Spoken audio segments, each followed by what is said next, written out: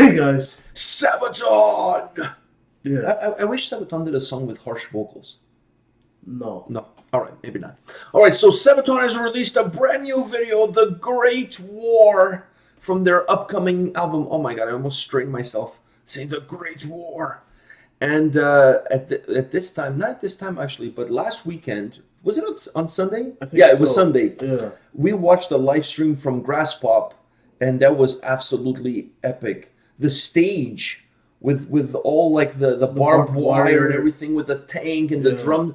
Man, I was like, oh, what I would give a testicle to be in that crowd there. After that, my leg was killing me because I just kept, doing the chocolate. But what a great performance, by the way. Yeah.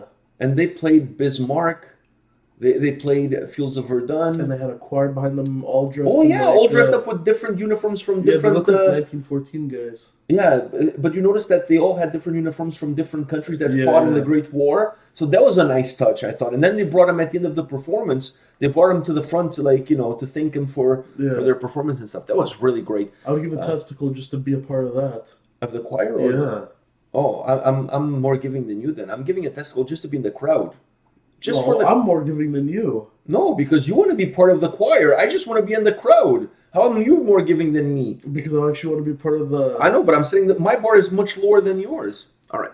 Anyways, Great War, Sabaton. By the way, these guys, for those of you that are not aware, they came to the rescue during Hellfest. When other bands play, Manowar walks out. So these guys came to the rescue. So no more trying to turn me into a Manowar fan? No. That boat has sailed now, and it was sunk by the Bismarck. See what I did there? Yeah. All right, so no, I'm not doing that anymore. I don't think I'm a huge Sabaton fan. I mean Manowar fan. But what they pulled off at Hellfest, to me, I don't care what issues you're having with the organization of the festival. You bear and grin, and you play for the fans that travel from miles and miles away to see you perform. You know what I mean? So I don't care if they're telling you that you have to eat and the porta potties. I don't give a shit. You perform regardless. You know what I mean? In my opinion, we got an upgrade. Okay, let's leave it just as that. All right, Great War, Sabaton. Let's do this.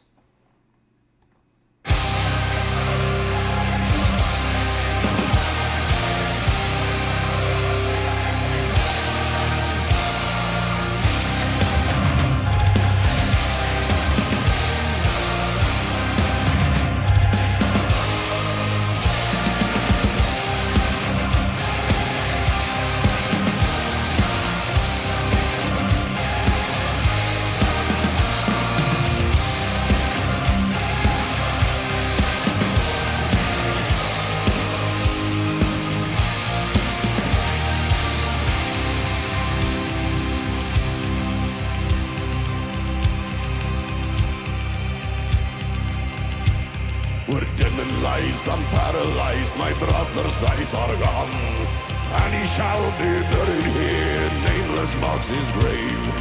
Mother home, get a telegram and shed a tear of grief. Mud and blood in foreign land, trying to understand. Where is this greatness all been told? This is the lies that we've been sold. Is this a worthy sacrifice? Great war, and I cannot take more. Great war, I keep on marching on. I play the great score. There will be no encore. Great war, the war to end all wars.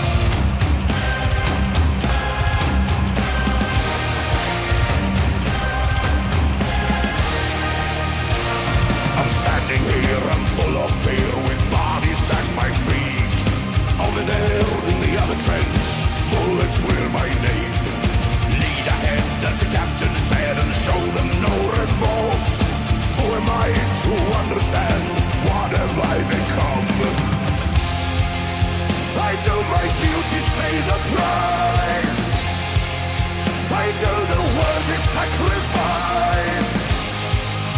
I know my deeds are not in vain. Great war, and I cannot take more. Great war, I keep on marching on. I play the great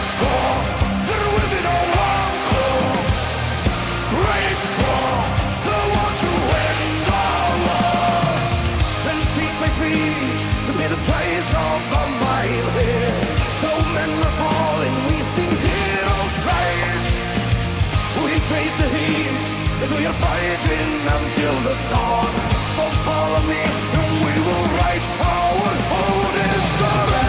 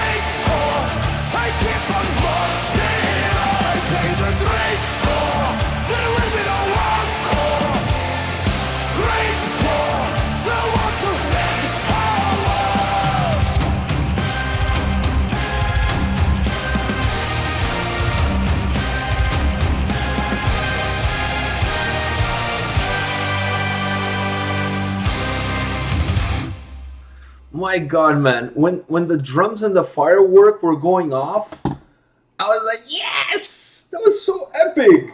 Like, oh man, that was so epic to see the fireworks shooting out and at the same time the drums with that drum camera from behind. Oh. All right, what did you think about Great War? Just another amazing song from this new album. I'm gonna go out on a limb here, and I'm gonna say that this is now gonna perhaps be one of my favorite Sabaton songs from all time. Really? I really like this song. I felt that it was different from Bismarck, different from the Red Baron, very different from the Red Baron, different from Fields of Verdun. It almost there's some of that keyboard synthesizer there that reminds me of other tracks from other albums from Sabaton, but the overall song, how it sounds, how it feels, there's certain stretches of this song that almost feels like a metal ballad. It doesn't even feel like it feels like a power metal ballad at certain stretches of the song. You know, this is going to be in my top 5 of all time Sabaton songs, without a doubt. Without a doubt. I really like this song. I like the fact that it's not for example like Night Witches, for example, where it's just like rampage from the moment it starts all the way to the end. It's not like that. It's more. It's almost like if the tanks were rolling in and they're rolling in slowly into a town. It kind of has that slow build up. Just his leg. Exactly. I don't know. This song to me just has some condiments that we hadn't gotten them so far from any of the other releases this year. And I'm counting Bismarck there. I know it's not part of the album, but it's a new release for this year. Yeah. So this one to me has condiments that are not present in any of the other songs. Like Bismarck, when you think of Bismarck, you think of that great guitar riff. Yeah. At least to me, that's what I think of. When I think of the Red Baron, I think of the folkiness of it, that German folky feel to it. When I think of Fields of Verdun, I think of the chorus. The chorus is really catchy. There's a nice little hookiness to the chorus. This song is different from all of those. You know what I mean? It has its own DNA, if you will. Like I said, the synthesizer, there's moments of the synthesizer that remind me of old songs from the maybe one or two from The Last Stand and how they use the synthesizer into the song.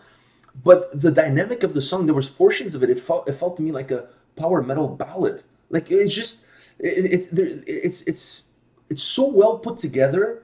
It sounds like a perfect.